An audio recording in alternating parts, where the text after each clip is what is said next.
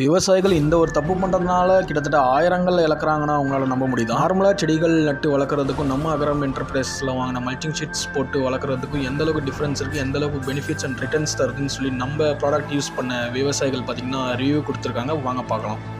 என் பேர் சிவகுமார், ஈரோடு மாவட்டம் கந்தசாமியிலிருந்து பேசுகிறேங்க. நான் அக்ரி பிளாஸ்டிக் ஷீட் தான் போட்டு தர்பூசணி முலாம்பழம் தான் போட்டுருக்குறேங்க. இதில் பார்த்தீங்கன்னா நம்மளுக்கு நல்ல பெனிஃபிட்டாக தெரியுது. சீட்டு கிட்டத்தட்ட இப்போ 4 பேட்ச் எடுத்துட்டேன், இன்னும் 2 பேட்ச் எடுக்கிற அளவுக்கு சீட்டு நல்லா ஹெவியாக இருக்குதுங்க. சீட்டு நல்லா இருக்குது. நீங்கள் யார் வேணாலும் நம்ம விவசாயம் பண்ணுறவங்க இதை வாங்கி நல்லபடியாக பயன்படுத்தலாங்க. இது நல்லா இருக்குது. என் பேர் சதீஷ். எங்கள் ஊர் எர்த்துக்காரனூர். 3வது பேட்ச் போட்டிருக்கேன். 3வது பேட்சில் வாழை வச்சுருக்கேன். இன்னும் ஒரு பேட்ச் எனக்கு இதுவே தர்பூசணி போடலான்ட்டு பிளானில் இருக்கேன். நான் விவசாயம் இப்போ ஒரு 8 வருஷமாக பண்ணிகிட்ருக்கேன்.